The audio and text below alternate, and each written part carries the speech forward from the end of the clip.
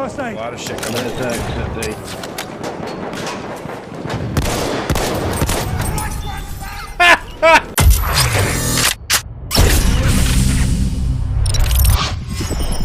Hey guys, my name is X Factor, and I hope you're having a great day. The They Shall Not Pass DLC is quickly approaching. You guys know about all the new weapons, and you're going to want to prioritize what to unlock first.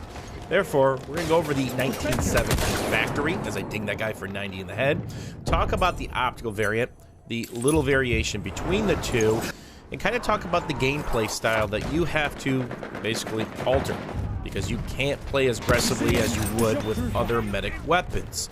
And if you love reloading with lengthy reloads or double reloads, this weapon is for you. Now let's talk about aim punch, something that's in Battlefield. As you get hit, your crosshair jumps around. You just kind of saw it there. But you're going to get an even better idea of what aim punch is as a potato 2 shots. See all that jumping of my optic in between missing a couple shots? That is aim punch. Why do I bring that up? Because the RSC, whether it's the factory or the optical, carries a max of 6 rounds. Empty chamber reload gives you 5, a clip. Therefore, you're going to want to double reload that. And it can be extremely time consuming. So you almost have to run around like a chicken with its head cut off to buy you time, playing the ultimate game of cat and mouse. Again, not being as aggressive as some of the other medic weapons would allow you to be in these close quarter or close medium situations. So, if you're reloading on empty, it's a 3+ second reload. How about if you got 1 round left? 2.7. That means you're close to 6 seconds if you're doing a double reload, because you're most certainly going to want all 6 rounds. Now, if we're talking about some of the other medic rifles available with 20+ rounds, if you do an empty reload and you're missing 1 round, that's not a big deal, because you're most certainly going to have 18+, enough to take down a whole bunch of bad guys, enter a room with 3 or 4 people, and maybe even take all their heads off. But with the RSC, you really have to play cat and mouse. I found most of my time trying to buy time covering reloads and basically watching my back from different angles, because you just can't turn and burn somebody with a lot of the other weapons in the game, especially for the medic class. But it is still a lot of fun. Now, is this thing made for close quarters? I don't know. It depends on how you want to play. But for me, every time I had to take the rifle out of my hand, whether it's to drop a heal or revive somebody, that means I could get melted instantly, especially in some of these hallways where you're going to see a lot of full automatic fire, whether it's the automaticos, the MP18s, or whatever LMG that people are throwing at you at that moment, including the show shot and the bar, which can absolutely just melt you. So it's something to be very careful of. So oftentimes it's better to kill the bad guys before you start reviving, because if you die as the medic, nobody is getting revived. And that's part of the game of cat and mouse with a weapon of this caliber. So think about this. You get in a gunfight, as you just saw me do, might have been down to 2 rounds. Do I reload or do I revive? Remember, it's a 2.7 to 3 second process depending on how many rounds left in my weapon. But if you can land that first shot in the head, it is 90 damage. In the body, it's 50+. You can 2-shot people all day, every day. But again, we already talked about aim punch. If you're getting aim punched, if you blow that first shot, go full potato, you've already blown a shot. You might blow the second. Now you're down to 4. You're more than likely not surviving. And that's another thing to take into account when using this weapon. Suppression. Something you're not going to really see on Fort unless you're playing that outside D lane, because suppression doesn't happen in close quarters. It happens after X amount of meters. And once you're suppressed, that adds to even more variation in the gunplay. Remember, suppression causes flinching. A little different than aim punch. Just yanks your crosshair off to the left, maybe to the upper left when you get shot at. But then you have added optic sway, then you have added recoil, and lastly, random bullet deviation, which means, and I've talked about this quite a bit in length, if your crosshair or your iron is on somebody's head and they might be 20 meters away, remember you're wrestling with that random optic sway, that bullet more than likely is not going to go where you think it is. It's randomly placed. Now, that affects every weapon in the game, whether it's a sniper rifle or an LMG. But the problem is, again, you only have 6 rounds. More than likely, less at that time. So is it something you want to shoot through? Maybe on this map, because again, it really only happens on the CD outside lane. But more than likely, on any other map, you're not going to want to shoot through the suppression mechanism. You're going to want to wait for it to die down because you simply can't afford to waste that ammo. Again, putting you more than likely in a reload scenario or double reload scenario. And this isn't the sweeper or the 1906 where you have tons of ammunition. Maybe you can afford to stay engaged because you're not taking fire. Multiple guys are slowly coming around a corner, or you're fighting to get through a choke point, much like we are right now.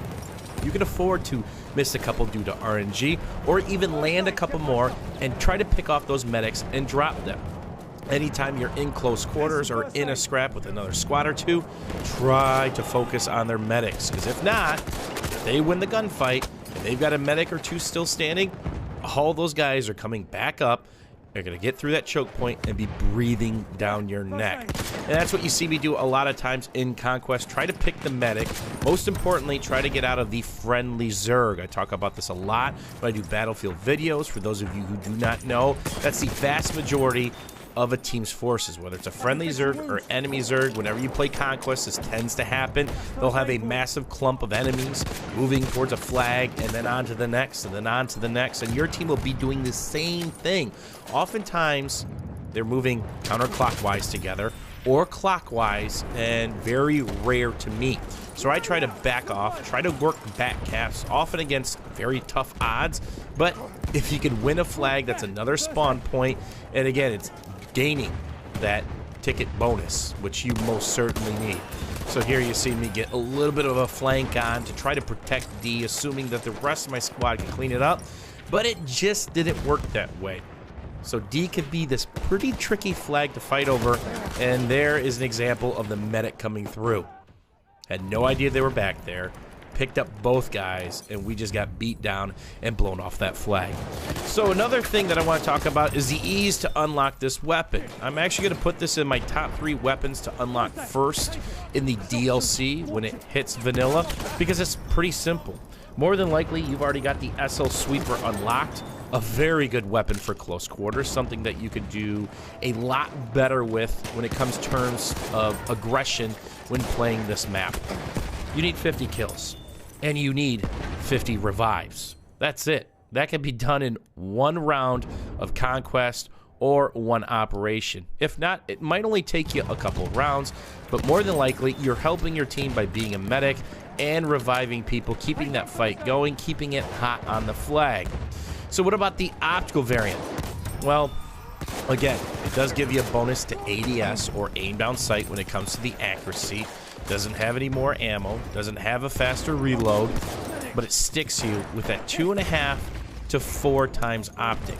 That's something you really want when people are up close and personal and pushing you, when every single round counts. So remember suppression? It's the same whether you have irons or an optic, but it feels worse with an optic, because obviously when you're looking through something that's zoomed, that effect feels and seems magnified. And of course, the aim punch. You definitely don't want to be missing shots with this weapon at any point in time. So the big downfall for it is max, it's got 6 rounds. Most often, it's got 5. And you often have to play the cat and dance of engaging, disengaging, trying to buy yourself time like I am right here to play another level or 2 back just to get a reload off. Now, when I tend to play medic, I do tend to play a supportive role, trying to play a level or 2 back, but oftentimes when it was our squad going against 1 or 2 squads, that's very tough to do when you play outside of that Zerg. But it's also extremely rewarding when you can win a couple fights. And always know when to disengage and get another flag. We have lots of people floating around D.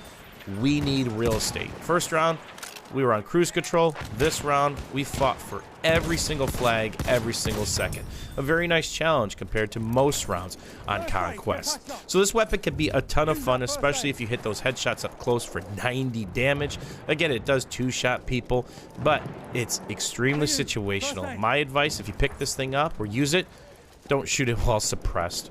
Play a layer 2 back, play a supportive role, and help kill those medics, because essentially, kind of are a medical sniper, being able to one-shot people that are low health at pretty decent range, and 2-shot people up close.